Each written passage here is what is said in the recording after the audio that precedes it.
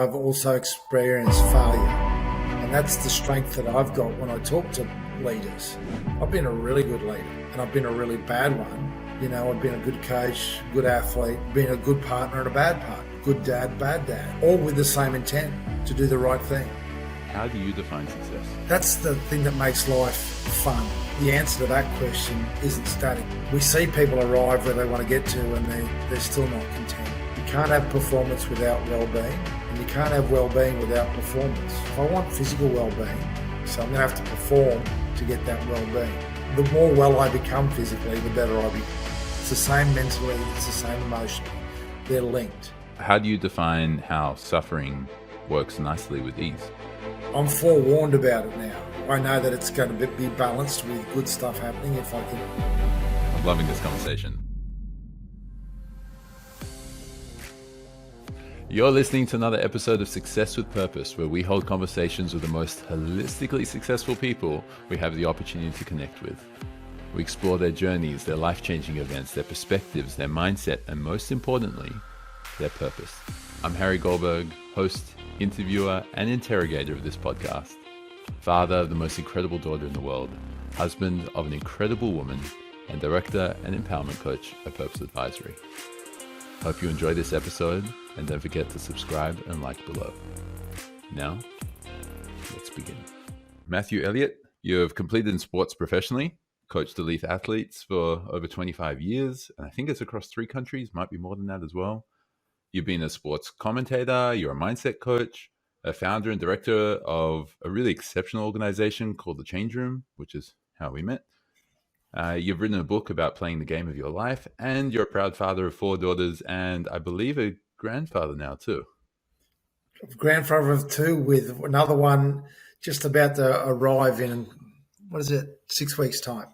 Wow, that's exciting. What I'm really keen to hear more about in your journey is how you've transitioned from a world of, physical dominance, competition, and from a society's perspective, tribalism, like my team versus yours, across to teaching a prevention, recovery, and leadership approach to whole of life well-being and performance. My first question to you is, how do you define success? Yeah, Harry, that's a really interesting question. I pondered that because you sent it to me, and the reality with that word is it's not static in any of our lives. So, what was success, Harry, for you when you were 12 last year? Sorry, I shouldn't. I know you've got a 2-year-old, so that's probably inappropriate, but it evolves, doesn't it? So I can answer what it is for me now, but I could also answer for what it was for me, 15 years ago. So that's the thing that makes life fun, is that the answer to that question isn't static. Otherwise, we see people arrive where they want to get to, and they're still not content. So I know that it's not a set in foundation thing. But at the moment, if you ask me, well, what is your definition of it now? The word ease is what springs to mind. That's not sitting around my feet up doing nothing and, burning incense. It's being at ease with who I am, being at ease that occasionally adversity is going to show up and knowing that I can handle it, being at ease that I'm going to be in challenging situations, and I'm also going to be at ease with receiving affluence as well. So that's what I would define success as being just at the moment. And what was it for you 15 years ago?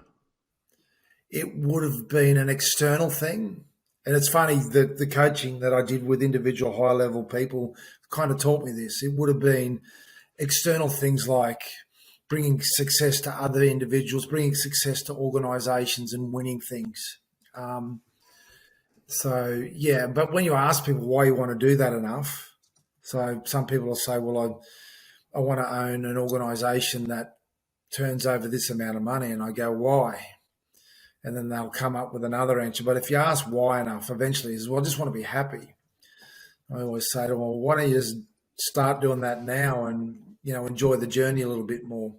And we've all met that person. I've been that person as well. Mm. Look, I love that definition. I love how you've described it as well, especially the reasonably, or at least from everyone who I define as successful that I've been able to speak with, that shift from the external impressing other people, being able to show how great you are, making sure that you get all these accolades and that you have all of this acceptance by people and you feel this kind of superficial sense of belonging, and shifting it to uh, being able to just enjoy life. And you use the word ease ultimately, uh, and the ease of who I am, the ease with handling adversity, with receiving influence, being ready for challenges. What does that ease look like, or what does it feel like? How would you describe it to someone? Well, again, it's like anything in life, Harry. Like it's easier to sit on the lounge than it is to exercise, right? Hmm. You'll hear me say this when I speak. It's easier to go and get a Macca's than it is to cook a healthy home cooked meal. So, saying I want to be at ease isn't as easy as having the shits, or as being a victim. So, it's something that you have to work at and be committed to do. It's a state that you need to be.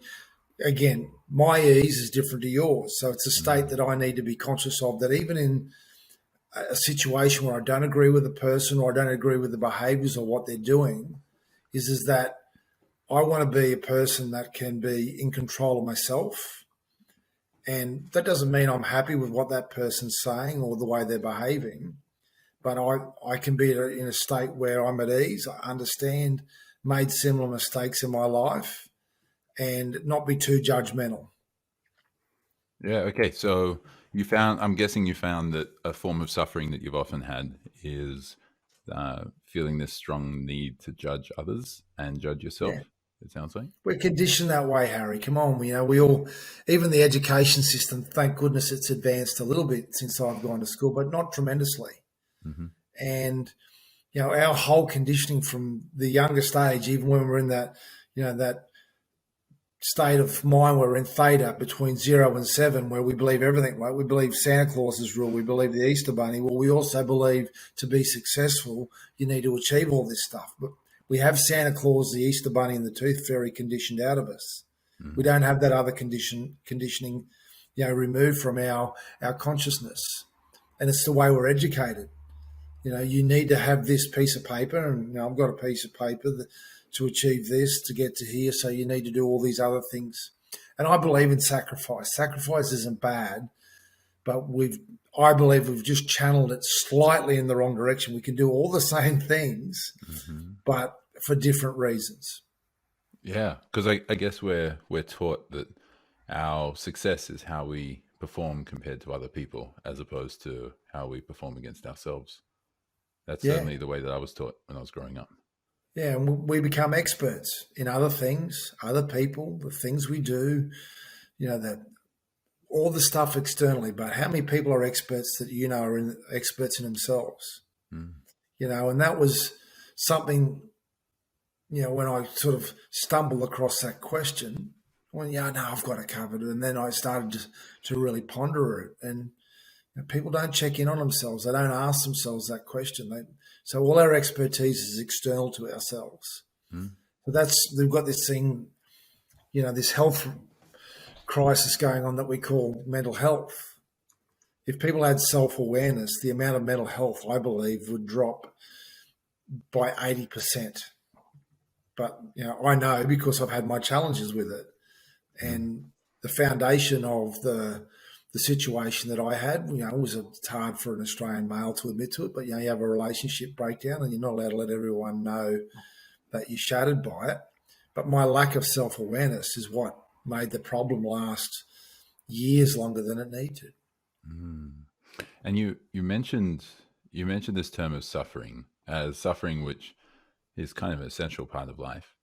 Yeah, And you said it's not something which you want to avoid, but at the same time, your definition of success is ease. And I think back to this image, I don't know where I saw it ages ago, of someone working out, lifting weights, and it says suffering. And then there's another picture of someone who's overweight, sitting on the couch watching TV, and it also says suffering. And yeah.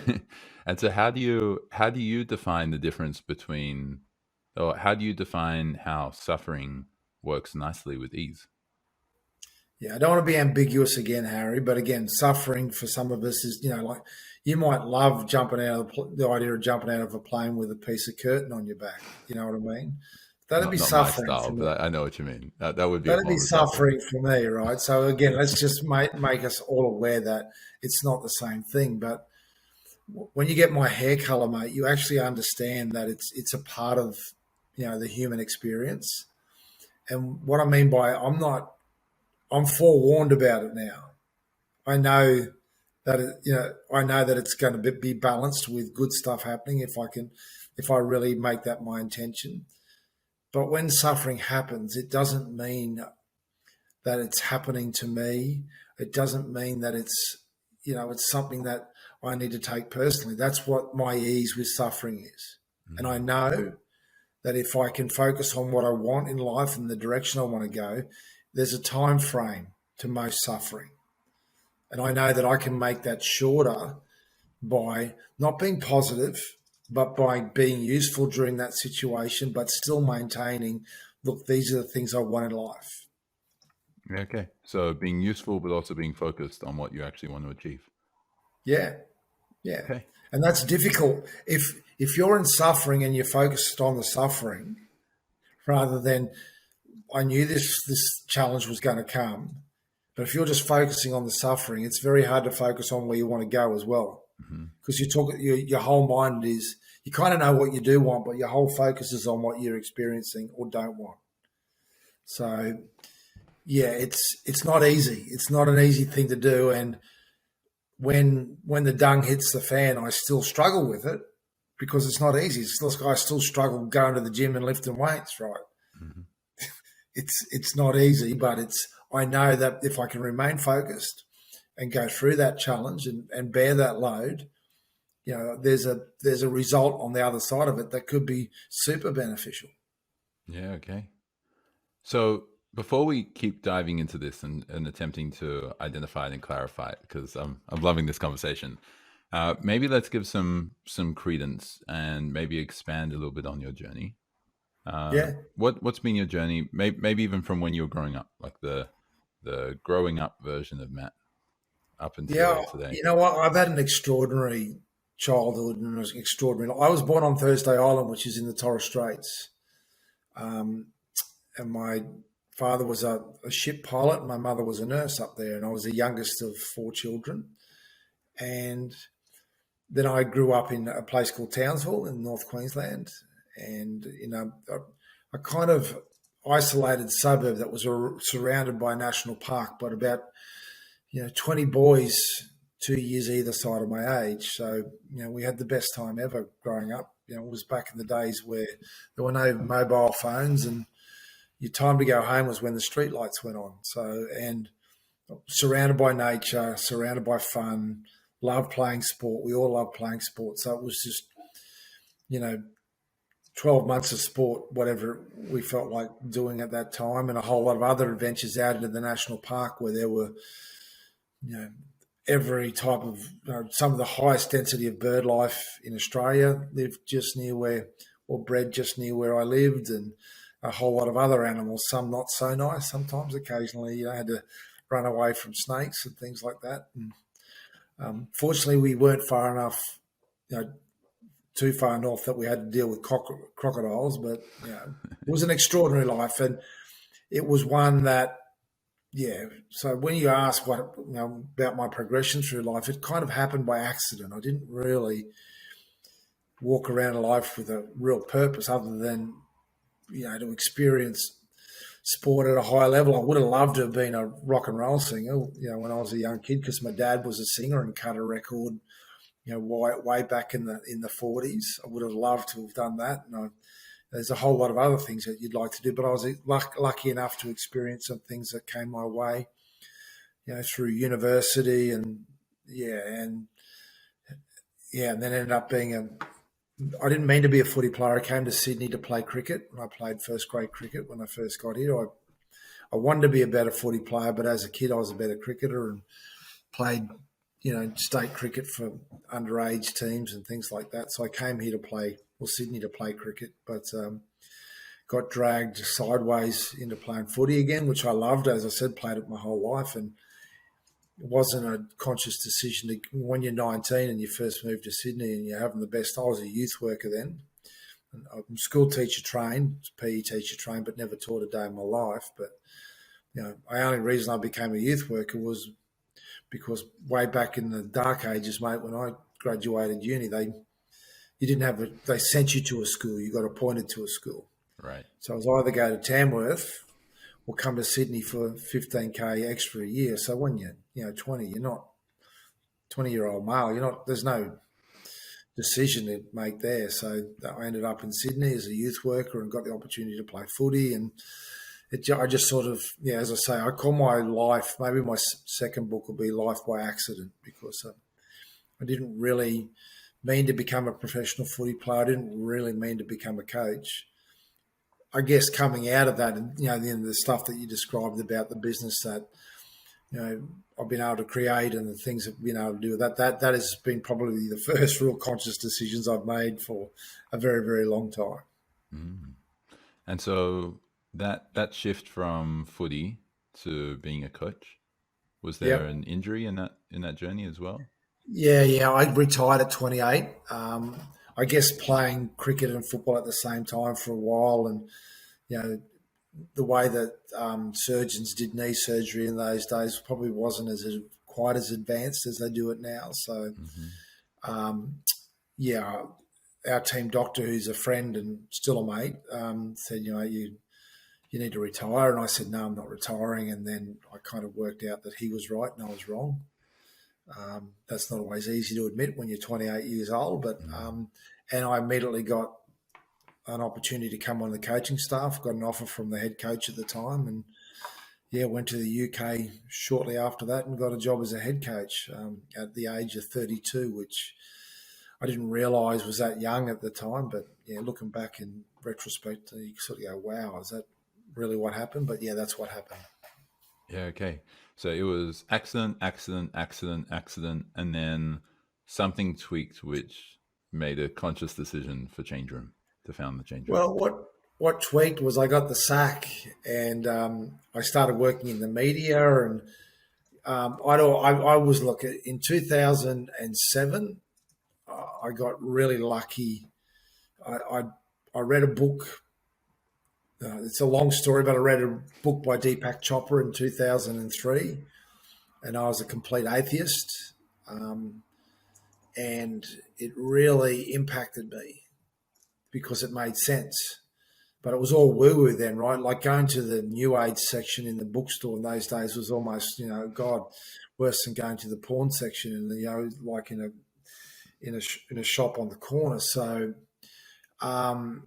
but it really fascinated me, his approach. It's not woo-woo anymore, right? It's quantum physics, and the understanding of the nature of humans is far greater. But I guess that spiked my interest, and I got to meet Deepak in 2007, and still sort of keep contact with him, and through the publisher of Hay House, a guy called Leon Maxon, who's a close friend and mentor of mine. I got exposed to a lot of stuff. Some of it was not my go, but some of it, the guys like Wayne Dyer, God rest his soul, and Brian Weiss and Joe Dispenza these days, as well as Louise Hayes.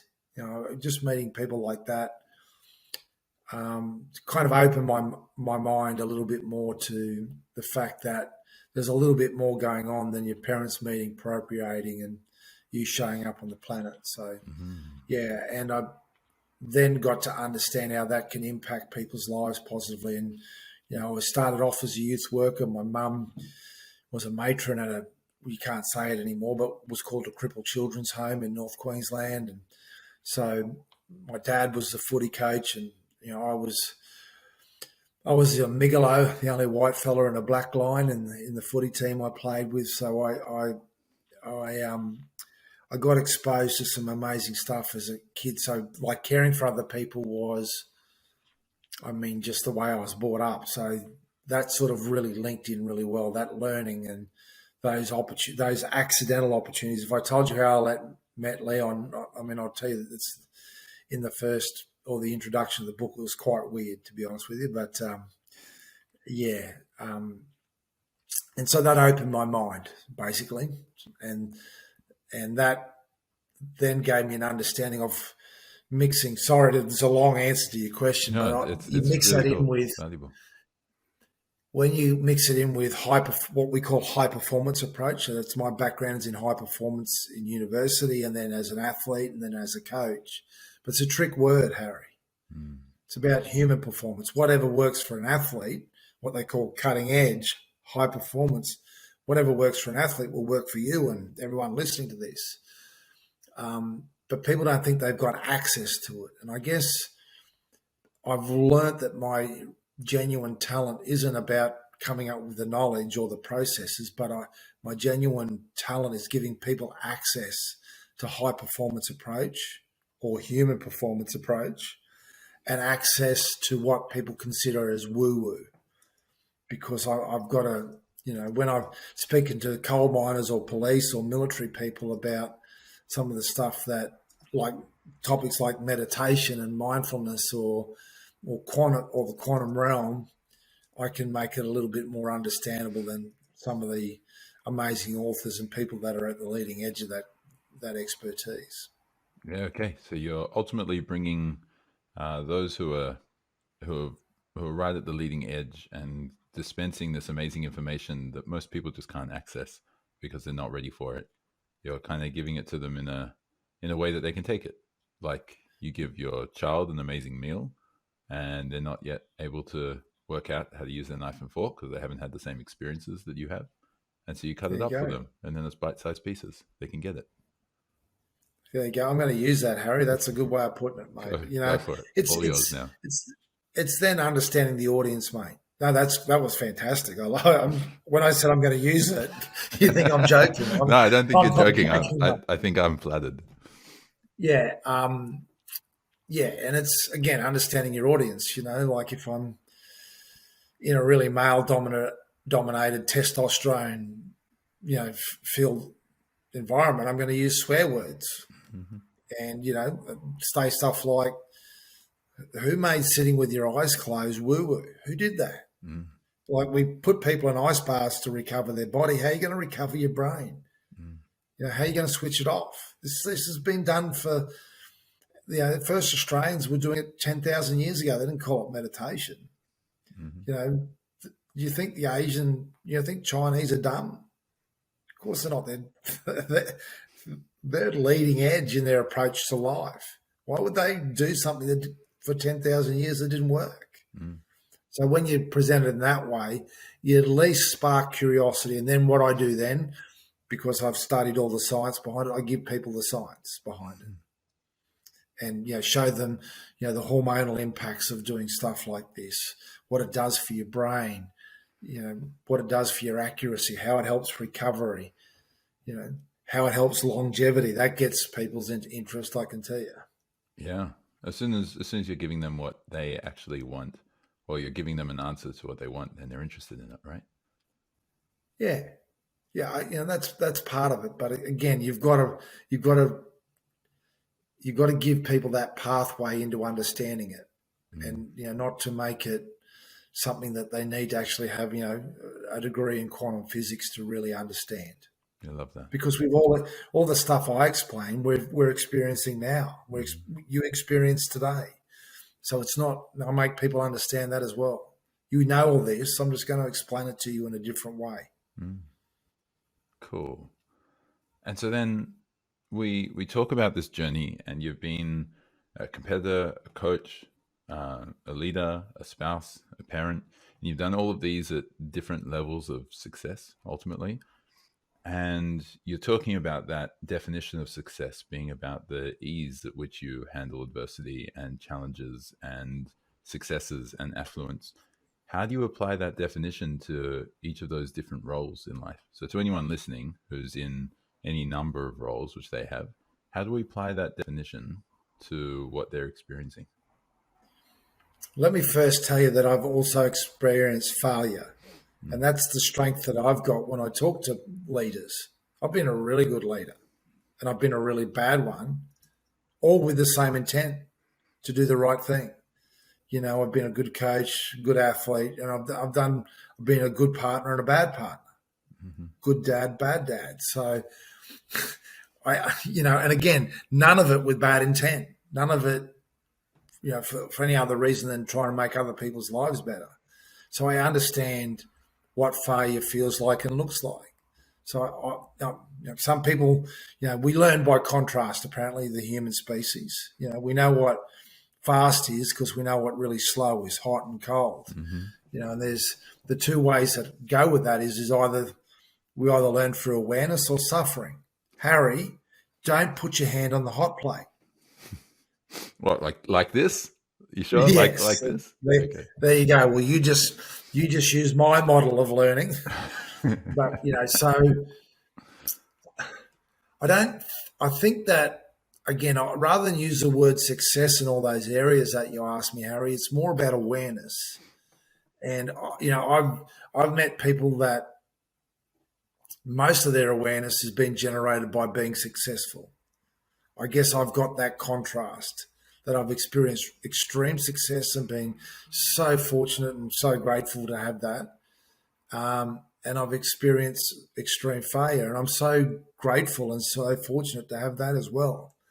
But I understand it. So when I'm talking to, let's say, a first responder who's in extreme difficulty, that I'll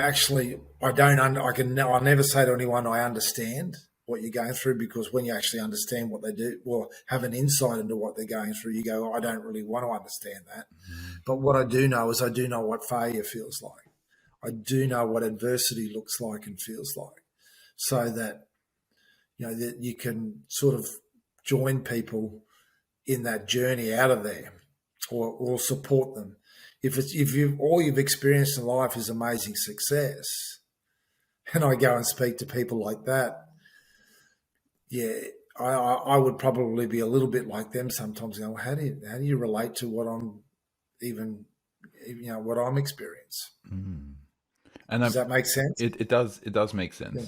But I mean, I guess that everything's on a scale, and it sounds like what you're referring to is the ability to have empathy rather than just sympathy, because we've all experienced some level of failure, and like our lives have both been blessed. We've both had our challenges. We've both had experiences. You probably had far greater failures and frustrations and challenges than I have, but almost certainly.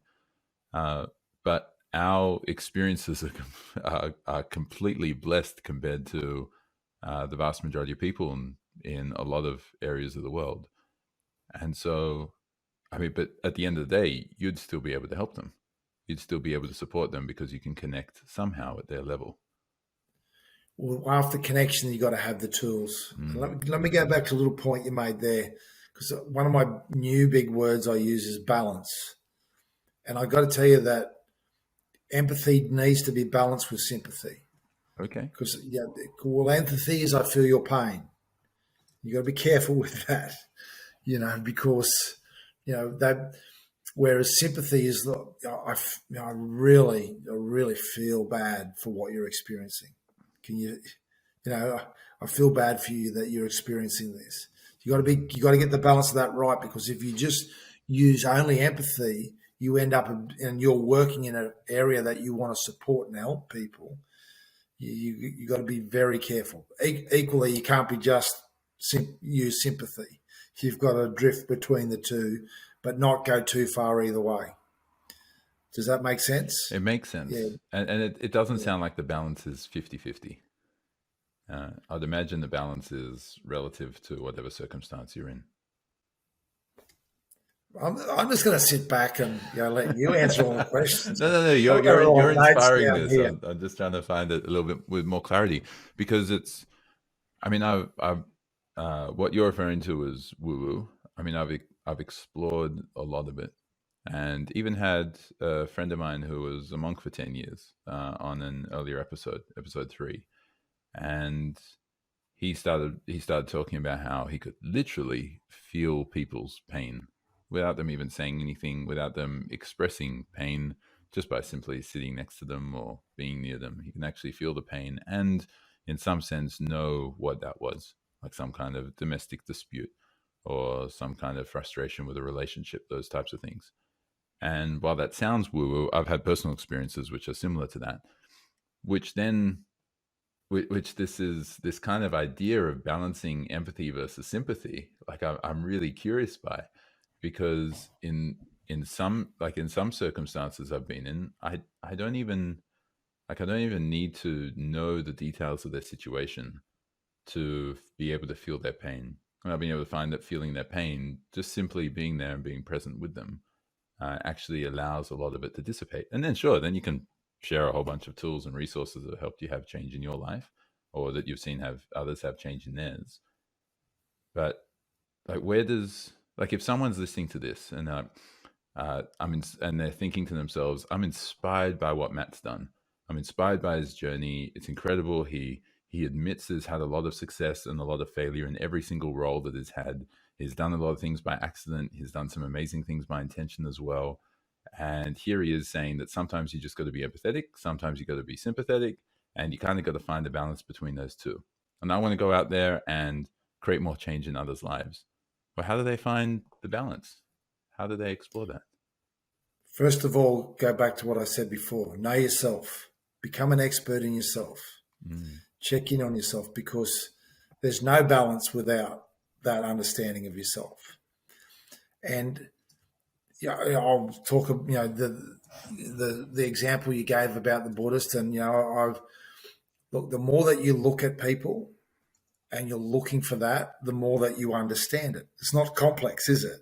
So if I was a doctor or a skin doctor and I was looking at you, some people mightn't pick up the small disparity in your skin that could be a cancer, right? But if I'm a skin doctor and I'm looking at it all the time, well, I see it. Is that right? You understand that? Yeah, of course. So it's not really that complex. Like if you've got a partner and you're really close to them and you spend a lot of time with them, okay, and you've got that, the pheromones flying around. I won't go into the deep side of it, and that person is off but not saying anything. They're off, don't you? Yeah. You go, what's wrong? Or if they come in and they're like in a state of elation, you go, what the hell? What's happened? What's going on? You get excited with them, right?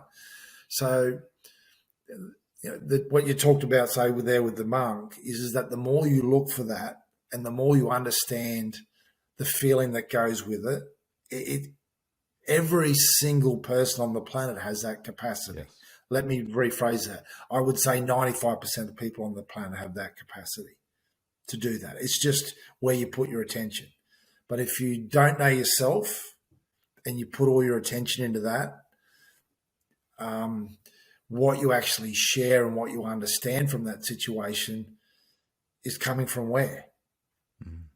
You don't understand yourself. So how, that, and I've done that as well. You know what I mean? So it's that's where your real ability to support people, help's a funny word, but to support people and give them direction that's where it can be developed, is by understanding yourself, and then whatever you want to become an expert on, focus on it. And the more you focus on it, the better you get at it. And it's not like you need some sort of intuitive power. We all have that. You had it when you were a kid. When you were a kid, this is the intuitive power that you had. I'm going to hang around that person because they feel good to hang around. I'm not going anywhere near that person because they make me feel bad. That was your decision-making process as a kid. You didn't care if they had a bike or whatever, before we got all this other conditioning. So it exists in us. Yeah. But we put conditioning around ourselves in the way that we educate ourselves and the way our community is. And there's so much good stuff in that. I'm not bagging it, by the way. We just miss some important stuff in the way that we condition our children. And that reminds me, when I heard you speak recently, you referenced yourself as a grey-haired white Australian man talking about emotions, going, "Oh boy, don't get too scared. Don't get too scared. It's okay. You don't need to get worried." I mean, in our society, why is there so much resistance to talk about emotions, like, especially for men? I'd imagine on both sides, but especially men. Why is there so much resistance? Well, well, when I grew up, if you said to someone, "You love yourself, mate," that was an insult. Right. That was the biggest insult you could ever get in. That's true. I'm not making that up. No. And we were told emotions were weak. So I guess, if you cry, or if whatever, that was a sign of weakness. And there's some real strength in that, because sometimes to be able to be, to remove your first emotional response from a situation is a real strength that people like my background can be useful. But it also, if you can't, when you go through situations that genuinely upset you, you can't. We try and numb it, but you numb one emotion and you numb them all. Mm. When you numb them all, you become disingenuous with the way that you express yourself. Harry, I'm so excited to be on this podcast. It's just, if I was talking like that to you, you'd go, yeah, righto, but I genuinely like the opportunity. You can tell I like the opportunity to talk about this stuff. So you can pick that up. Well, with the emotional regulation we were taught as young men, not for, when I'm not dumb, I was just never taught any other way. So that's where my fascination about, where I know our emotional state, how we feel, so I explain how the brain works. And that's, a lot of our emotions come from our reptilian brain, and we feel it in our heart and, in our body. I needed to understand that, because what I'd done is try to numb them, in adversity. And it's like, if I cut my leg and I ignore it,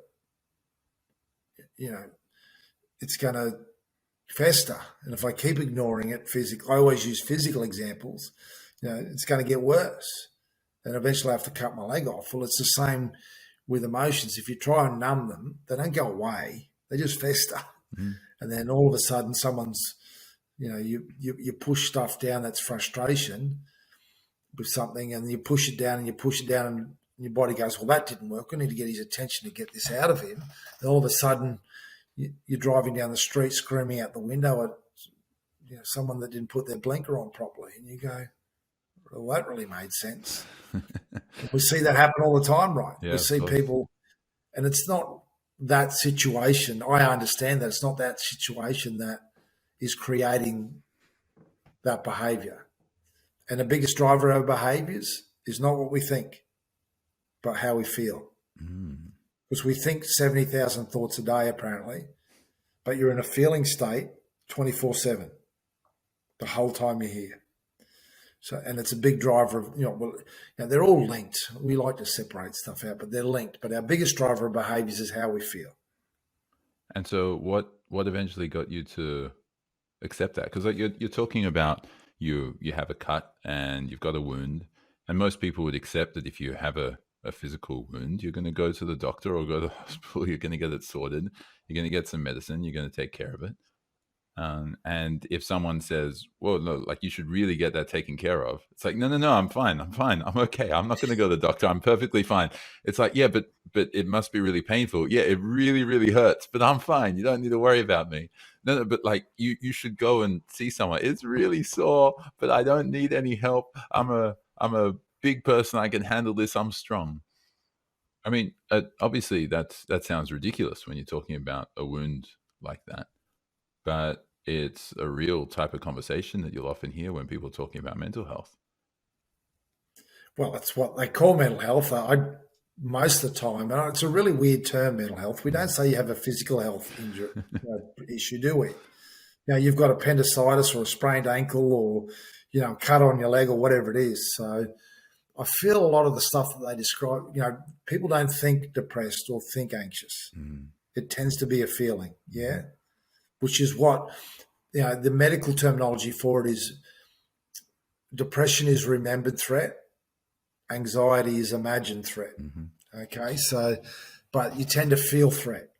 Okay, that we're designed millions of years or however long we've been around as a species. We're designed that so we actually respond to it because we go, why are we feeling? Well, there's a tiger over there. That's why I'm feeling it. So I need to do stuff. We're never taught that. I was never taught that about this is why you have emotions. So I always use this example. If you got a rock in your shoe, what do? You ignore it for a long time and you just hold on to it in your shoe. Yeah. Because it's your body, and I keep saying to people, well, your body's signal. We have an amazing thing that we hang around in, this body of ours that we live in. Mm-hmm. It doesn't want us to experience pain. So physically, it'll send us a signal. Yes. Dude, take the rock out of your shoe. Yeah. And if we don't do it, it'll, go, okay, well, let's make it worse. Our emotions are the same. We have emotions, and sometimes we do need to push them aside in serious situations, but we have emotions that give us, they don't, very rarely, it's only acute situations where we need to go into a state of rage. Mm-hmm. All of them are helpful. Yes. All of them are helpful. But, what we do is we ignore them.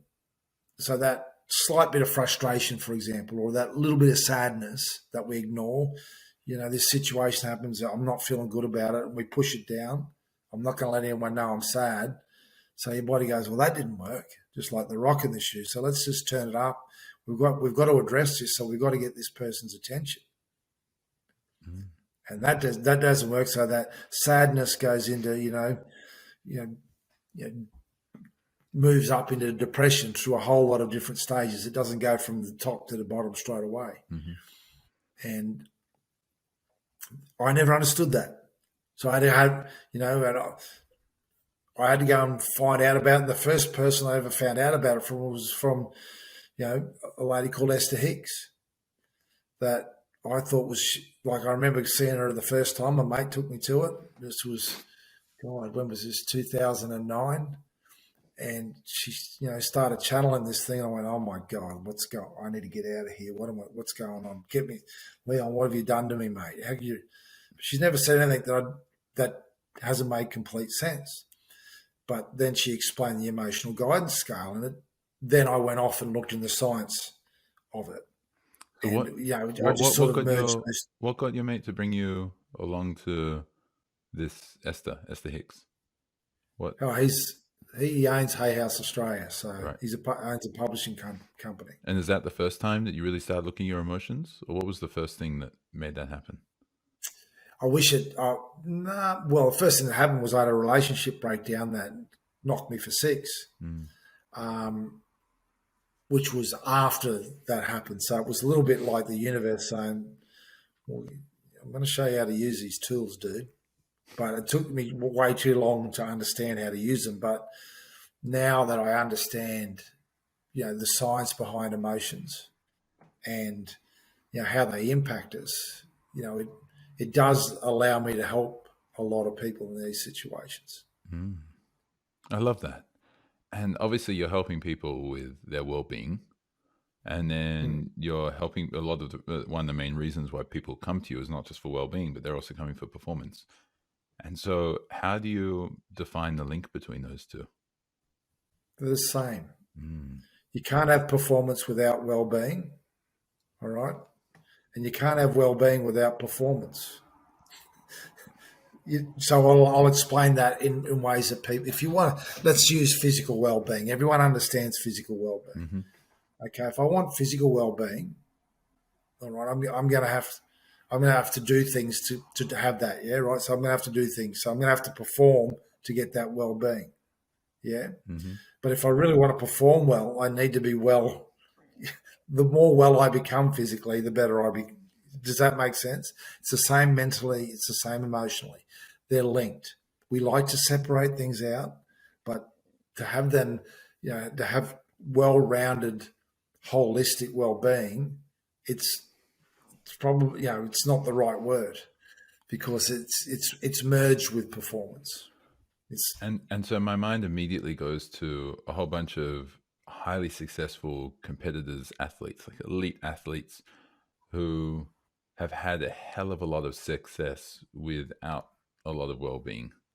And even if you talk, let's talk away from athletes for a moment, and we talk about probably some of the most famous singers and songwriters in our Yep, history, and some of the most amazing performers and speakers and leaders. And a lot of them have arguably exceptional performance and evidently very poor form of well-being. Maybe great well-being in some areas, but in most areas, terrible. And so, it's rare. Imbalance. mm, Put so much focus into one area of their life, and I'll be happy when I have the number one single. I'll be happy when I win a grand final. I'll be happy when I own the biggest company. And then they get there and they go, oh, I need to win the next grand final. I need to have the next number one hit. I need to have another $1 trillion. mm-hmm, Because when I get there, or I'll be happy when I've got a great rig, when you can see my abs. Now we know people like this, mm-hmm, and they train like anything. And they get there, and so it's they don't attach. There's nothing stopping you being happy right now. mm-hmm. So why not start that way, and have that other stuff as an outcome of it rather than the other way around. What's the easiest hack for people listening to just feel happy right now? What's the easiest hack that you know of? Well, I always use something like, okay, Harry, remember the best experience of your life. Okay. Mm-hmm. So I don't want you to say it out loud. I just want you to remember it. I'll talk you through it. Mm-hmm. Don't start scrolling. Well, maybe one of the best 5. What's the best, one of the best experiences ever happened to you? Mm-hmm. Where were you? Mm-hmm. Who was there? Mm-hmm. What was going on? Mm-hmm. How did it feel? This didn't feel real good. This was amazing. This was just the best thing ever. How did it feel? Locate where you're feeling that in your body. Now turn that feeling up, Harry, just for a tick. Turn it up from a 6 to an 8. Yeah. Turn it up from an 8 to a 10. Come on, give me 10 seconds of 10. Best thing ever. Come on, best thing ever. Feels pretty incredible. Amazing. Okay. So, but you're smiling. Mm-hmm. So you just excreted serotonin. Mm-hmm. You just did that. And if you got tingles down your face or something like that when you're remembering something, all right, that's oxytocin. That's our bonding hormone, but it's also our cardiovascular hormone. So every artery and vein in your body would dilate. That's what the tingles are. Okay. You can do that by just remembering it. What were you thinking of? Can I ask you what you're thinking of? Yeah, so I was thinking of this one particular experience, which was both one of the most beautiful and most painful at the same time. It was when my grandmother passed away, and I had, or she was diagnosed with terminal illness, and I'd done about an hour and a half or 2 hours of meditation trying to clear it, and it just kind of didn't, like, it just kind of wasn't working. Like, I still didn't feel at ease. I managed to go and see her again, and then it was just beautiful. And that was probably one of the most beautiful moments that I've ever had, because I was able to just be there. There were still other people in the room and whatever, but we were just able to hold hands while she was in her bed. And it was just this beautiful moment, one of the most intimate moments that I've had in my life. Like, I've had lots of beautiful, intimate moments. I've had a lot of love in my life from my spouse, from my daughter, from my parents, from some friends as well. It's been beautiful. But that was one of the first ones which came to mind. Yeah, well, but your grandma's not there. You're not in there. And you just did that. You just elevated your serotonin and oxytocin levels. Yes. By just remembering it. Imagine when we're a kid, we don't have any problem with that because we can imagine things. I'm going to be a lead singer of a band. And so, I mean, there's one really quick example of things that you can do by regulating your emotional, status by using your memory or your imagination. And I won't go into the detail. Everyone needs the bad validation, the bad news.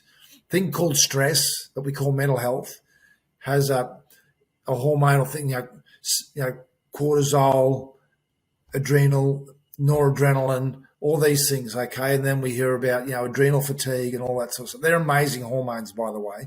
We're just not meant to do it over an extended period. Yeah. So the reason for sharing that, is that everyone understands so the biggest cause of death and disease, that's pretty uplifting, isn't it, on the planet, is our perception of threat. remembered or imagined, or perceived threat, not real threat. Biggest cause of death and disease, it used to be infection and trauma. It's not that anymore. Some of our food choices in some parts of the planet aren't great as well, and the things that we do with that. So it's got to make sense that if that's the biggest cause of death and disease, surely the biggest cause of wellness, and health has to be the same thing. Instead of perceived threat, what about perceived joy, perceived elation, perceived happiness? And what happens is that, look, if you're looking to be sad or become a victim, can you find the opportunity to do that? Yeah, every moment if I wanted to. So does it make sense to you that if you want to experience love, elation, joy, does it make sense to you that you can also experience that as well? Yeah, it's the same me, just a different perception of my circumstances. Yeah. And whoever designed us has got a really sick sense of humor, Harry. Because as I said before, the joy side of things, the elation side of things, the love side of things, all those emotions that lift us are far harder to access than the ones that load us. Okay? None of them are bad, because when your grandma passed, you're not going to feel, in a state of, elation. You're going to feel sad. Okay? It's not a bad thing. Being angry is not bad, because if someone's, it's quite often a sign of injustice.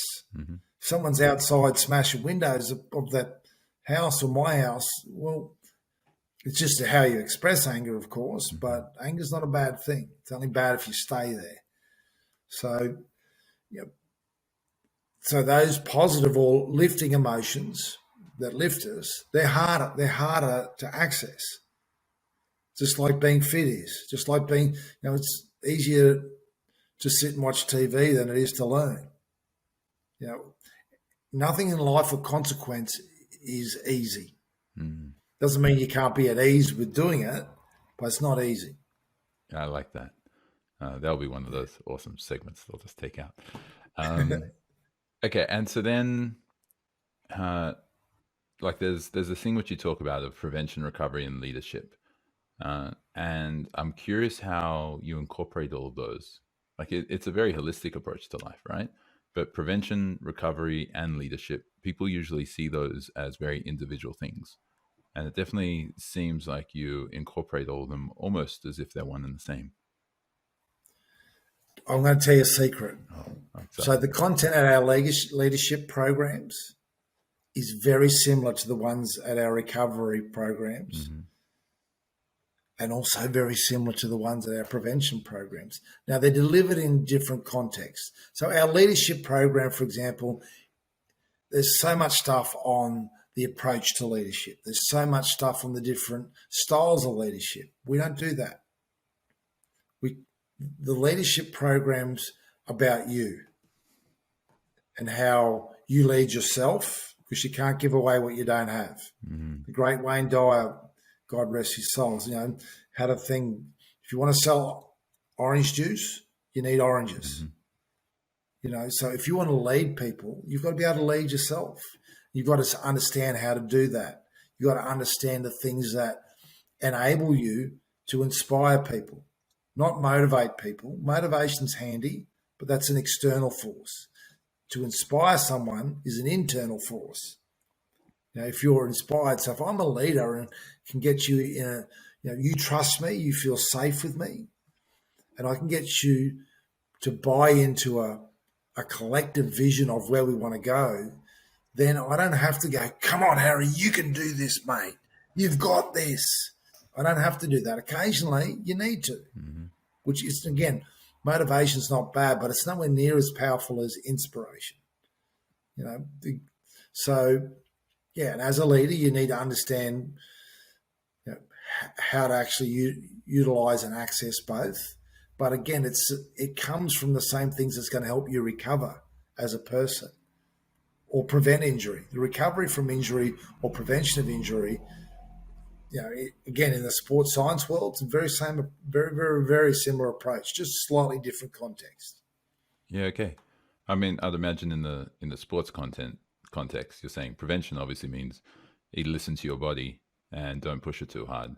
Recovery, I guess you've got to do just exactly the same thing in order to recover. But the other thing you do is lift capacities, emotional, physical, and mental capacities. People talk about emotional resilience, became the word for a while. But I'll explain to you. My physical resilience is my ability to bounce back to where I was, right? So if I get injured, I want to bounce back to what the resilience there is, to bounce back to where I was. We're at work, we go on holidays for a month.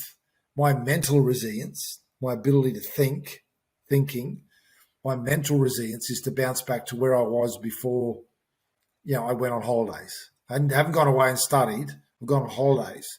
So I've got to get back into the routines and the processes and, activate the systems that get me back to there. Well, people used to talk about emotional resilience, which still do.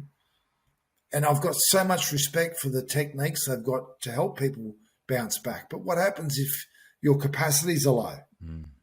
What are you bouncing back to? So, I believe that in recovery and prevention, you want to build people's capacities. In leadership, guess what? You want to build people's capacities. There's subtly different applications to them, because leadership is about how you do that for other people. In physical and mental recovery, it's more about you getting back to where you need to be. Yeah, okay. So it's not just the ability of being able to maintain or quickly recover or get back to where you've been or kind of the standard you've set for yourself, but it's about raising that standard so that you are living at a higher level and then you bounce back to it, right? Like I'd imagine that the analogy which comes to mind is we're talking about an air conditioning unit and it has a thermostat on it. And you decide to bump up the temperature from 23 degrees to 26 degrees. And then that becomes your new standard. If the temperature drops too low, the thermostat picks it up, kicks into gear, and then heats up the room back to 26. But if you keep it at 23, It's only ever going to get up to 23, right?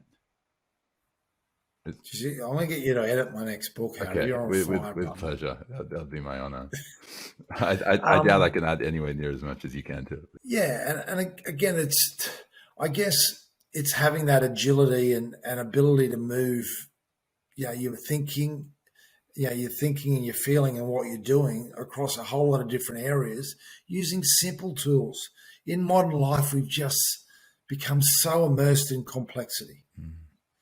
And everyone's forgot, get 10 minutes of sunshine directly on your face before 10. If you can do that for 3 weeks, it's proven scientifically your mental health will improve. 10 minutes of sunshine. You're learning how to breathe properly. Learning about, what some foods can do to you. There's a thing called glyphosate, Roundup. There's a thing called refined processed foods. Vegetable oils and stuff like that, and they know. Yes, I know I shouldn't say that out loud, but I don't care anymore. They know that it's not good for you. They also know that we don't need it either. Yes. So there's a really simple. It's the simple things that are always the most powerful, but unfortunately, what they want to do is, for you to get physically fit here, go and get all these supplements and do all this. And I'm not saying supplements are bad, but they're no use to you unless you got your foundation right. And it's the same emotionally. Yeah. People are using all these really high level techniques, but you can just sit there and remember, like, that moment with my man. I can just sink into that now, and it makes me feel just so amazing. That's free. Yes. It costs you nothing. You can't get the same, prescription down at the local chemist as the dosage that you just gave yourself then. Yeah. How hard was that? You don't need to close your eyes. You can do that driving your car. Imagine driving to work and going, you know what, I'm going to, I feel so good now, but it's going to be so amazing when my 2-year-old, and I are doing this together. How good's that going to be? Or I have my business is able to do these things. It doesn't matter if you're wrong. But in that moment, if you can feel that way, it's the opposite of feeling stressed. That's killing more people on the planet than anyone else. So why not do that? It's got to make sense. And unfortunately, what you got to do in modern life is you got to tell people the bad news, because they won't. If I just said, go around and feel well and feel in a state of love and joy, people go, yeah, righto, mate. So you got to give them the bad news first, because everyone understands the bad news. Right? They do, don't they? Yeah, they do. Yeah. Don't do it. Sit on the lounge physically. Well, there's only one result. You know what's coming, don't you? Don't expect anything else, but you're gonna have, you're gonna feel bad. Has that been your experience, that more people are driven or motivated or inspired to move away from pain rather than towards pleasure? Yeah, when you describe it that way. But I always start with the bad news, give people a spoiler alert, because surely it's got to make sense that if the way you feel is causing all these problems, the way you feel can cause all these great things to happen as well. Just one's harder than the other. That's my saying, not my saying, I always say it. What in life of significance is easy? Yeah, nothing. It can be with ease, as you were saying, but I can't imagine everything being easy. No. So, but a lot of the stuff that we do in my program, and the breathing and the sun, and and how you feel and how you connect with other people, it's all free. You don't have to come back. You might have to come back and get a reminder occasionally, but you're already doing it. You're already breathing right. You're already feeling right. You're already thinking. Yeah. You're already doing all these things. Just want to give you a better way of doing it. Yeah. And it's not new. It's not new. These things are thousands and thousands and thousands of years old. Go and Google, First Nation, Indigenous people in the 50s in Arnhem Land. No F-45 up there, man, but you should see, how well they looked. Big smiles, no Colgate, big white smiles, and their bodies were ripped, not lean, ripped. What were they doing? And if you have a look at, just that culture, if you have a look at what they were doing, they were sitting, doing deep listening, really listening to each other. They sat with their eyes closed and they connected to country. Now, I can give you all the science behind what happens when you do all that stuff, but I tell people you know it because when you do it, it feels good. When you sit there and someone's listening to you and they're listening to you, not thinking about in their head, what this dude talking about, and I've got a phone call I need to make. It makes you feel good and it makes the person getting the information feel good. You know that because it's happened to you occasionally.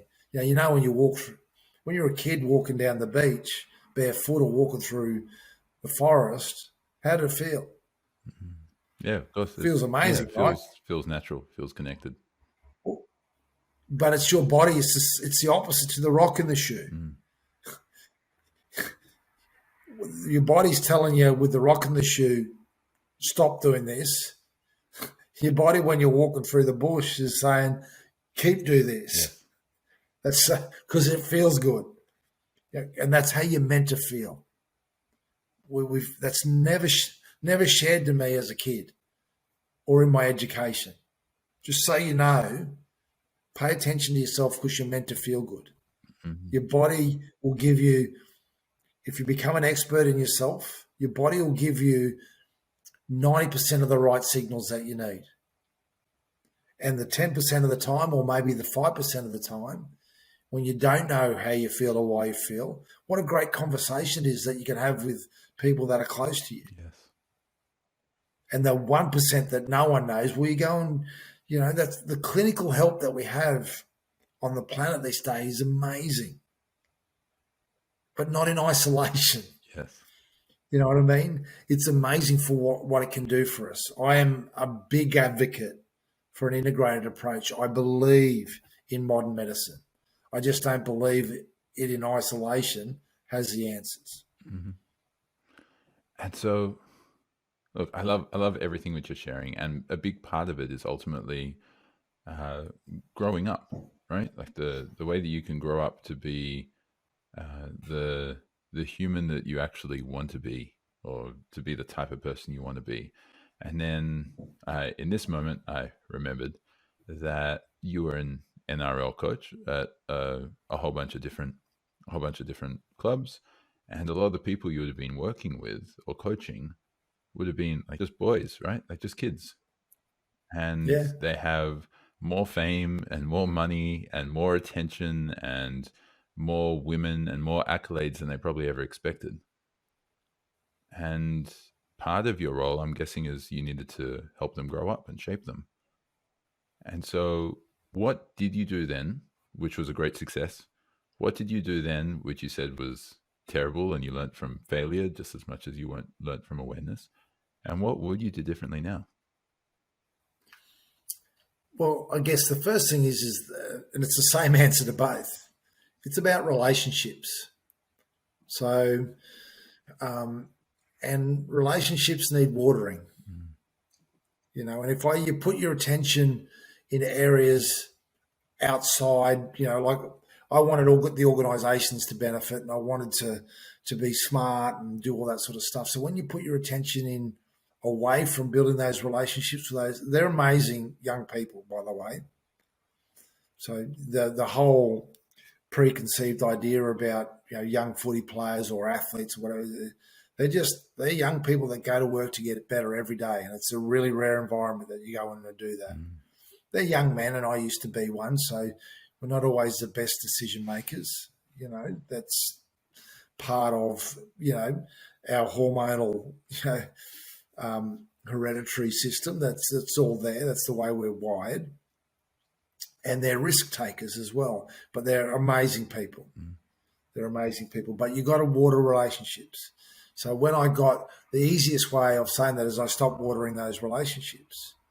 And if you do that, even with your own kids, you do that with people that, for example, there's people that you might have gone to school with, that you're friends with, but you're no longer in contact with. Because what happens is not because they don't hate you, but those relationships have just gone in different directions. Well, I did that. I made, for all the right intentions of wanting to make an organisation better, for wanting to really make sure all the systems and stuff. That wasn't my job. My job was to coach the team. But, I recognised there was some flaws, and I put my attention there. And, what happens is that you dilute relationships, so the relationships everywhere diminished. So you got to understand where your key relationships are, particularly in high performance environments where it's a crucial. No, not crucial. It is the key element behind everything. Not how smart you are, not what you know, but having a relationship of trust where people feel safe and believe in what in the direction you're taking them. Yeah. Okay. Yeah, because there were, once again, I've never really followed fully, but my understanding is probably one of the reasons why I didn't follow it for quite a while is just because I saw the key people who were getting all the tries, scoring all the goals. They were the most famous of them. They were the ones getting the most accolades. Were also the ones who were getting into punch ups, either on the field or off the field as well.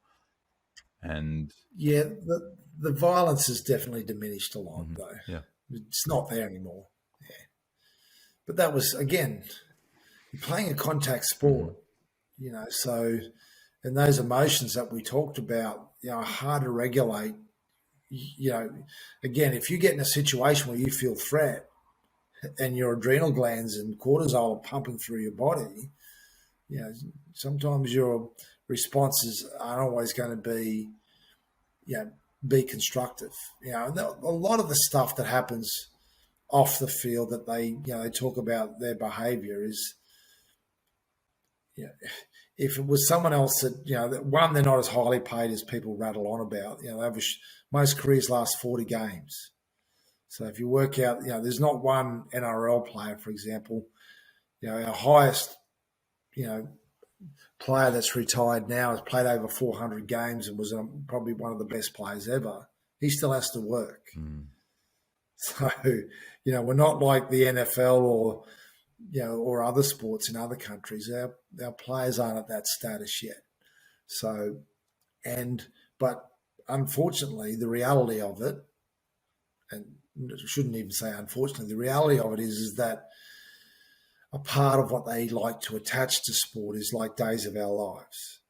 So there was a barbecue that happened last year in COVID where players broke, COVID protocols, did the wrong thing. But if that was a CEO of a bank, you would have never heard of it. You know what I mean? It's just that people are interested in the controversy around it. And that's the way our media and that's the way our modern life is constructed. We like controversy. Well, I'm not going to say we do, but there's a lot of, that's how media outlets get people's attention to read their papers or watch their shows. Yeah, okay. And I agree with all of that. I pretty much stopped reading the news except for anything related to finance because I kind of have to do that. But what I am really curious about, so that's kind of turning boys into men by building relationships, watering those relationships, and really building up the trust and safety. I'm really curious about parenting. Father of four, Yeah. grandfather now as well, and you've spoken about, like earlier on, you spoke about how you've had wonderful successes in parenting, great achievements, and you've also had great failures as well. What are you able or willing to share to all the young parents, especially dads who are listening, in order for them to be able to learn from your experience?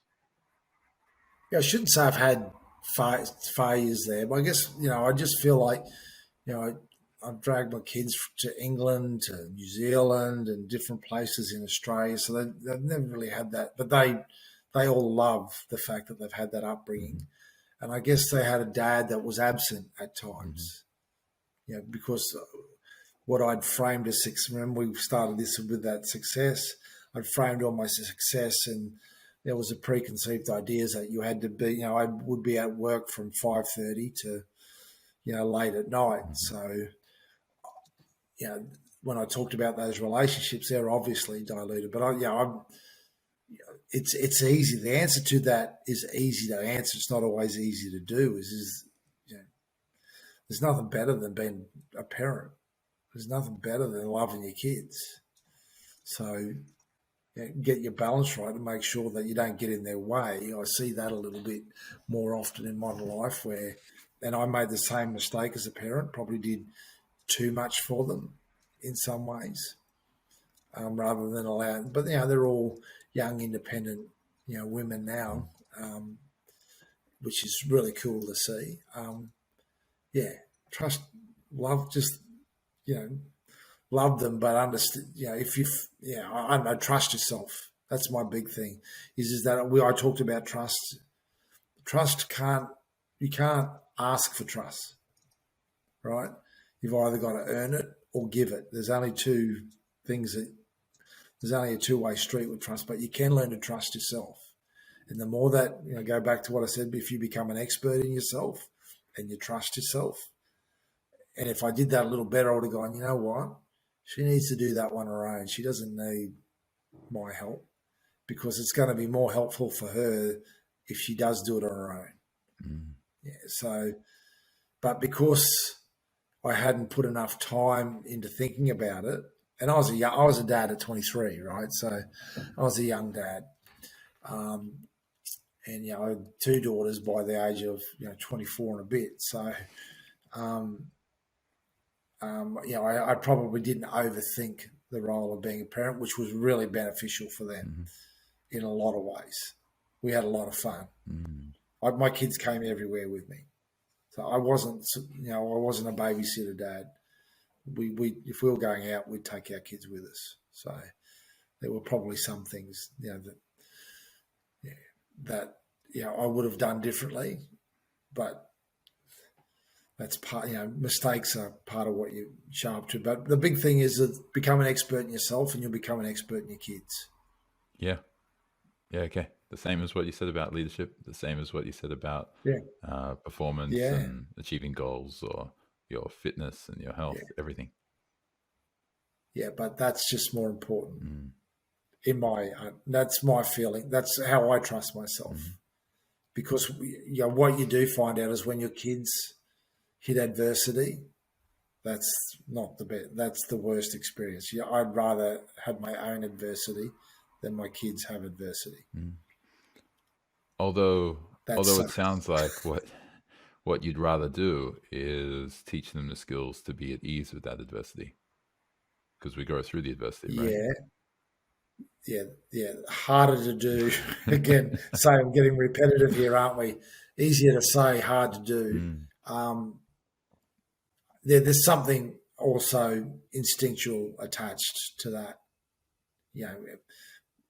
Any of my kids have any adversity, I don't. It probably impacts me more than it does my own challenges. Shouldn't, but it does. No, I hear you there. I had this amazing conversation with someone named Michael Ray, who was on another earlier episode as well, and he became a solo dad unexpectedly when his daughter was 2 years old, and he said that one of the hardest things he's got to do is just let his daughter make her own decisions. He can ask her questions about it. He can challenge her on it. He can let her know that he wouldn't be making those decisions himself. You want to climb the tree? Okay. And what's your plan? How are you going to do it? You can do it if you want. I'm not going to stop you. But how are you going to? And then I guess that kind of just builds up over time. But man, that's tough. I still struggle with my 2.5-year-old. She climbs up. I've got a firm rule with her, which is that if you climb up somewhere and you get stuck, you got to get yourself down. You climbed up, you get yourself back down. Which means that she's a little bit more cautious to climb up places. But if she goes down, she'll start whinging a little bit, but then she's able to regulate a bit better because it's not the first time she's gotten stuck and no one's coming to help her, right? Well, I'm going to say you're a better dad than I was. I couldn't believe that. There is something which you shared though when we last spoke, and you were putting this emphasis on you changing the vibe in the room, and I guess a sense of autonomy and a sense of responsibility and ownership of the circumstances. Do you want to chat a bit about that? Because I'm sure that anyone who's listening would value from hearing it. Yeah, I guess we forget about that. Again, there's that victim statehood is that sometimes we feel a certain way. Like, so I did that for a reason. I didn't plan to do that. And I kind of looked in retrospect because I would have liked to finish to getting everyone running on the spot and screaming at the roof. That would have been fun too. But I was on last, right? It was 5 o'clock, and a lot of people in that room had been sitting there listening to people talk all day. So I knew I needed to change people's state. And one of the things that we can do that is just by how we, I've been sitting down here for a while now. If I get up and walk around and we're having this conversation and someone was filming us walking down the street, our state would change. The way we feel would change. Yeah. Yeah. So, again, back to simple things. Is so often, let's take leadership as an example here. So often people have hard conversations sitting opposite each other at a desk. Yeah. Whereas if you go with someone, let's just go for a walk. Let's get outside and go for a walk. And, there's sun on your face and you're walking down the street side by side and you have a difficult conversation. The state is completely different. And that doesn't necessarily have to be associated to what you do physically. I just wanted people to understand how simple it is to change their state. Like you changed your state before when I said, remember this great moment, right? You know, but you can also do that physically by getting up and taking charge of yourself. And we have so many things where we conform. What if I was sitting there during the day and I wanted to, I was doing deep listening and I was listening to this person. I just stood up in the middle of the room. We're not used to that because we've got to conform. Someone behind you, mate, you need to sit down. So and I think, the big message in this is that you don't have complete control of your state, right? I could prove that you don't because I'll put you out on the street in front of a car and that would certainly prove that you don't have, but you have most control of your state. You have most control of how you feel. You have most control over what you think. You have most control over what you do. Not total, but we're talking the rule rather than the exception, right? So get in charge of the rule. Get in charge of your state and take control of it. People complain so much all the time, and they don't take it's this person's fault I feel this way. And it's someone's fault that I look this way. And it's someone else's fault that I feel this way. And I think no, take responsibility for your own state.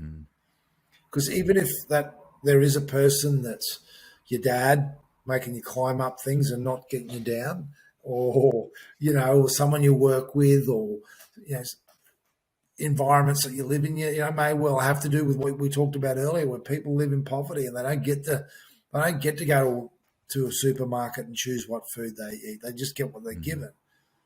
Okay. But most of the time, particularly in our community, we have an opportunity to make decisions about how we feel, how we think, and what we do. But we surrender that because we blame and we use fault, and it just doesn't work. Just as soon as I blame you for something, Harry, okay, I've got no power to do anything about it because it's not my fault. It's yours. I can't do anything about it. If I could find a way to take 2% responsibility, I've immediately empowered myself that I might be able to build that up to 5%. And in a week's time, I might be able to make that 20% my responsibility. And that grows. So I have power over my state. And I guess when people talk about things like trauma, it can become quite challenging to accept responsibility for what someone has done to them in the past. But I guess that conversation just gets reframed towards the future. Like, what can you do now? What can you do next week? Is that where it goes? Yeah, well, first of all, we do know this in life, that the rewind button doesn't work. I've pressed it plenty of times and it doesn't work. The batteries must be out. So that doesn't mean, again, the memory or the recollection of what happened goes away. And sometimes, and that's not always easy to reframe. But what we do need to do is understand, where are you now? Where are you now? Let's really become an expert in you. Where do you want to get to? So tell me how you want to be, and how do we get to from where you are to where you want to get to? What's the roadmap there? And then we can start to work on it. Does that mean, you're not going to have a scar? No, you're going to have a scar if it was traumatic. Is there opportunities in that trauma that could make you a better person? That's not all. The answer to that is not always yes. For some people, it's definitely not always yes. But it's a question that needs to be answered, because then you build that awareness in yourself, that understanding of yourself. There's clinical sides of this that you definitely need to get clinical support. But then once you work out how you want to feel and how you want to think and what you want to do, you can work on the practical sides of things, of working in that direction. That doesn't mean you don't, I always use the example. I'm my background sports science. You come to me with a swollen ankle. I don't say, okay, Harry, what we're going to do is we're going to recover you quickly by doing this, this or that. I go, mate, go to the doctor. get a scan. The doctor will do a scan and say, okay, Harry, you're going to be out for 6 to 8 weeks. You're going to have to put a boot on and come back and see me in 6 weeks' time. And he's going to tell you, you've got, a torn ligament or whatever it may be. When you come back to me and you've had that diagnosis and we know what it is, then I know what I'm working with. I know that I can make you recover quicker. Okay, it happens all the time in the sporting world. And there's things that we can do around treatment, and that's that high performance approach that we give people access to. So it's the same for me on the emotional and mental side. First of all, go to a clinician that you trust and make sure you understand what you're dealing with. Because if some people do come to me and say, I think I've got this or that, and I go, I can't help you. You need to go away, get the right clinical support, come back, and then once we know what we're dealing with, then I can support you because I understand it as well. And so if it's PTSD as opposed to depression, as opposed to other conditions, it does slightly alter the practical things that we use, or I use particularly in that area. I love that. It's like going out, get a diagnosis, and then once you know what the challenge is, it's like I think about that in terms of coaching, because I coach a whole lot of clients, and there are some clients where I'm going to say, go see a psychologist or a therapist or psychotherapist or something. Go and reflect on that, because they just simply don't have much of an idea of what's impacting their life or what's impacting their decisions. They're struggling with it. But then you have people who are saying, yeah, I've always been an overachiever or hyperachiever. It's because my dad just kind of instilled it in me from when I was a young age, and that's just how I always was. And I thought that I just needed that from external. I recognize that now, and I know that's not how I need to be. So I want to focus on that and overcome it. Okay, cool. Like if that person goes to a therapist, they're just going to rehash the past, and then they're going to identify the same thing. Yeah, it's such an individual one, and it doesn't, it's really interesting. They've done all research on this. A psychiatrist, a psychologist, a counselor, all these different roles. What they've worked out is one's not better than the other. They'd all disagree with me, but just on who you trust. And a lot of the times, and I was really resistant to doing it, and I did it around a certain situation, and just the opportunity to talk to someone, because when you talk to friends or family, it's like, aren't you better yet? You know what I mean? How long is this going for? But when you talk to that person, there's no, it's an unloading. Yes. And there's no real, real history attached to it or even future attached to it. That was my experience of it, is you just got the opportunity to express stuff, and then you start to go, oh, okay, well, I didn't really understand that. You got to trust that person, of course. Yeah, of course. And so you just mentioned that term future, and I've had this question in the back of my mind for probably about 20 minutes now. What does the future hold for you? What's next for Matt?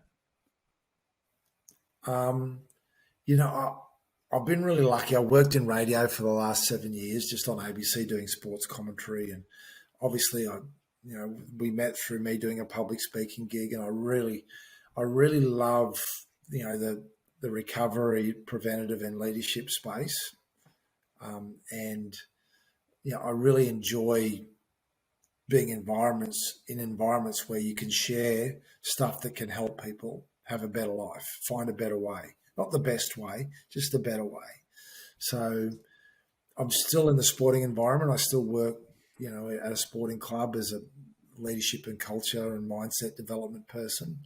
But I think, my business is an events-based business, the Change Room. And it was obviously during COVID, we were able to keep all our staff on, which is probably myself and my business partner's biggest achievement. It was really tough to do that.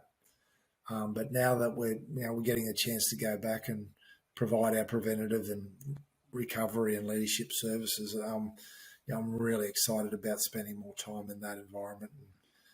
The reason I love it so much is that we do, and we've got really good results in helping people get better, but it's just you learn so much every group that you present to.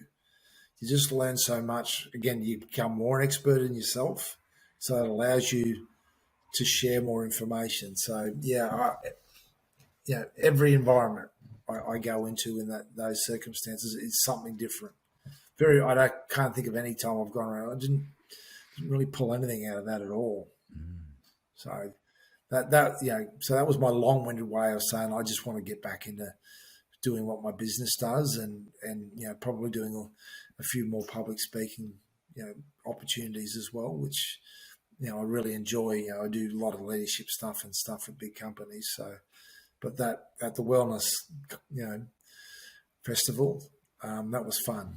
I like that stuff. Yeah, I could tell you're in your element. You're having a lot of fun with it. There was no doubt about that. Yeah. 13 minutes of fun. I mean, well, what's like you wrote a book, and I'm curious to hear more about that as well, The Change Room. And you just mentioned you're about to write another book as well, or you're in the process of it. What was the focus of your book for anyone who kind of wants to hear the cliff notes and maybe be inspired to go and get The Change Room? What? Yeah, the Change Room's just out actually. So I wrote my first book, started writing it, in 2009. So it took a while to get it. I wrote one book, it was about this thick and just full of information. Now, The Change Room's about a 2-night read, and it's really about what we've discussed. It's a book full of tools and things that you can do and you utilize in your life. So it's as practical as possible based on those high performance approaches. And it's around what we call the 8 foundations. And I'll go through them really quickly. But it's a 2-night read, and it's a book where you can go back. I just need to read that chapter about the breathing stuff, or what was the stuff on diet, or developing emotional capacities. So it's all sort of practical based. So the Change Room, which is the name of the business, has got a few metaphorical names. Well, a few metaphors that go with the name, because in sporting change rooms, you don't go there and just change your clothes. You actually transform the way that you have to be. Kathy Freeman, as I always say, she didn't wear that suit and sprint down to the Olympic room and then run out on the field. She went there and changed. Performers, bands go in there and they don't go down the street doing this. They go there and they transform. Footy players can't put their shoulder into people in Woolworths, right? They go there and they transform. So it's kind of a place of transformation, and that's what I want to make the book is there's just little things that you can do to transform, your life in how you feel, how you think, how you breathe, how you sleep, how you move, how you exercise. Moving and exercise aren't the same, and how you eat, and then how you connect to other people. So the books are, just little tips. Like we just said before, like getting 10 minutes of sun before 10 to improve your well-being. So they're really simple tips that you can use in your life. And I would hate for anyone to read the book and say, I'm going to use all these tips, because it's just way too much. You've got to find your breaking point. So Harry, if you sleep better, you'll probably get up in the morning with more energy and make more mental clarity and make better decisions around what you eat. So, you don't have to do all those things. You can just work on your sleep. For some people, their breaking point might be diet. Other people, it might be the emotional capacity stuff. So it's just giving people breaking points to have a better life. Amazing. Yeah, cool. And so, if that's taken you 13 years to write that book, what's the next book going to be about in another 13 years? Hopefully not 13 years away. No, it only took that long because the first one I wrote, which was called Beer, Wine, Spirit.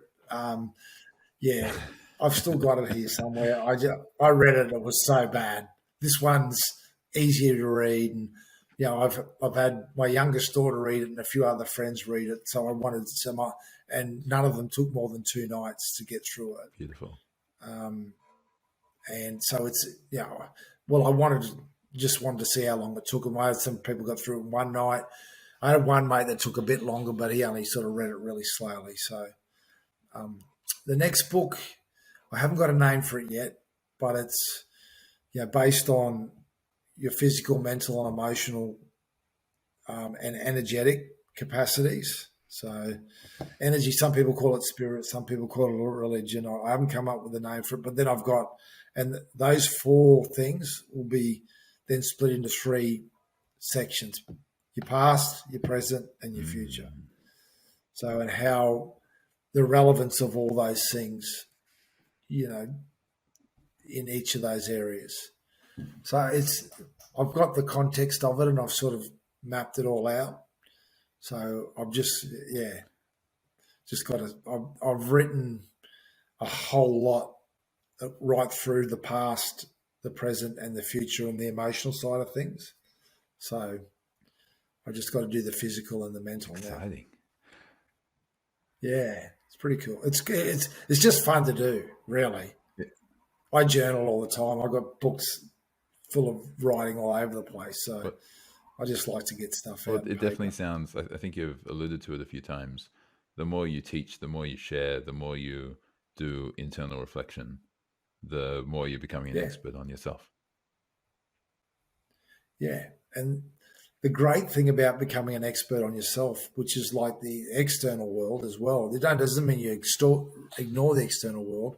It's infinite what you can learn. You're never in your whole lifetime going to learn everything about yourself, which is pretty cool, right? So it never gets boring. Yeah. So because you change, you got evidence that you change. You got photo evidence. But in the last, 15 seconds, apparently, 15 trillion molecules just passed through your body. So you're still changing, you know what I mean? But you got evidence of that, as I said. You look at a photo of yourself 10 years ago and, you're not the same. So you're changing all the time, which is kind of fun. Otherwise, life would be super boring. And that's what you said right in the beginning, right? Where you're talking about how it's not static, it'd be boring if it was.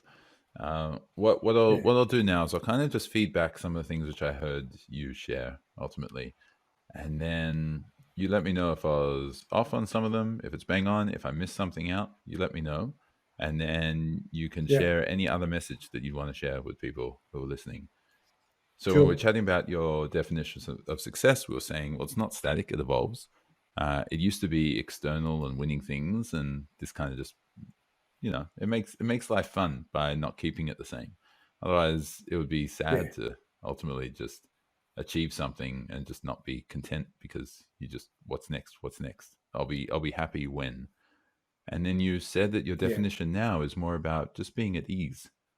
Not that things need to be easy, because that's not successful, but being at ease with who I am, at ease with handling adversity and receiving wealth and receiving success, and just kind of being at ease with it.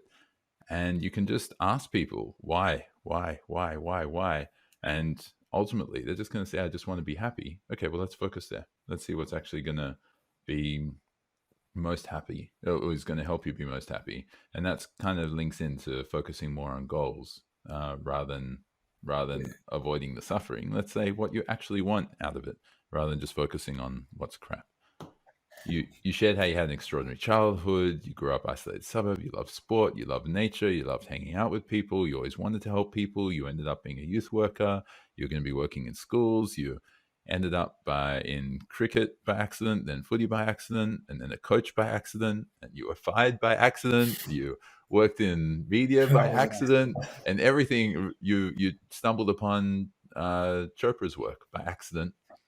And then finally you intentionally started the change room, and that was basically just giving access to all of this woo-woo stuff you found by accident in a form that people could accept it. So the high performance versus human performance, I think you said. And so you shared that you've been a great leader and a terrible one, and all of the time was with the same positive intent, and that you can learn from awareness. Don't touch the stove, or from failure, touch the stove, and then you failed, right? And we spoke about balancing empathy out with sympathy, and ultimately you need both, but primarily you need awareness of yourself because that's where your balance is going to come from. And there's this stereotype of how emotions are weak, and pretty much most people will teach that. Like if you're crying when you're sad at work, well, that must be a weakness. Like who would cry and who would be so vulnerable? They just can't handle their emotions, obviously. And so we will just kind of numb the emotions, and then we'll numb both the lower ones and the higher ones, and we never actually experience. We never allow it to kind of pass through us, and we miss out on all of these beautiful experiences, even if we're just driving. And as you mentioned, and just being able to think of something was just a beautiful moment. Or you were talking about remembered threats versus perceived threats with depression versus anxiety. And I think I heard you also say that you can also do the same thing with the positive emotions. You can have remembered joy versus imagined joy. And so you're talking about how we feel threat. We don't ever think threat. We feel our emotions. We don't ever think our emotions, and they usually come first. And you said that well-being and performance they can't not coexist. They can't exist in isolation. And so they ultimately just need balance. You shared that hack of how to start finding that balance and bringing more of the well-being in. And that was just remember a beautiful moment where everything was wonderful. Imagine where you were, the experience you were in, the people that you were around, your environment and what actually happened, and feel it wherever it is in your body, and turn it up, turn it up, turn it up. And it's a beautiful exercise, and it's such an easy hack that anyone can do if they're open to it. And when you apply that, you then basically said it's the same thing that you can use for prevention, recovery, and leadership, because what inspires people is your internal force. And you spoke about resilience, and then you also spoke about capacity. So resilience, bringing back to where you are; capacity is just taking it another step further. And then you definitely focus a lot about relationships need watering, and it reminded me of the analogy of grass grows. The grass is always better where you water it, as opposed to grass is always better on the other side. It's better where you water it, and you are watering key relationships rather than just diluting them, and focusing on trust, safety, and believing in them and helping them believe in themselves. We spoke about parenting. We spoke about your capacity to be able to change the vibe in the room, and ultimately your responsibility to control the controllables of your emotions and your experience of life, and to, whenever you can, find the opportunities in drama. You spoke about those 8 foundations. I can't remember them off the top of my head. I apologize. But they were basically just key areas in your life which you got to keep focusing on and keeping them balanced and keeping them all high in order to be able to improve your overall well-being and therefore performance, right? And the thing which I really love about what you shared probably speaks a lot to your personality, or just as much to your personality as it does to your experience, which is that you keep learning through teaching. Some people learn by listening and watching from afar and trying it in their own lives, and you keep learning by teaching it to others, because then you become more of an expert in yourself. That's kind of the core messages which I've heard from you throughout this conversation. Is there anything which you want to add to? Is there anything which I've missed? Is there anything which you want to correct? No, I think no, that you nailed it again, Harry. You really did. And yeah, I guess the key thing that I always like to say to people is that you're meant to feel good because you deserve it, and it's so hard to admit that. People have a lot of trouble admitting that to themselves. I actually deserve to feel good, and that's what the majority of the human experience is meant to be. And we've been a little bit conditioned away from that, and particularly in modern life where there's so much stimulation going on that it's the balancing act is super difficult. Yeah, okay. I love that. So to anyone who's listening, check out the Change Room, the book, the website, all of that jazz. I can imagine that the book is transformative, and I can imagine a lot of the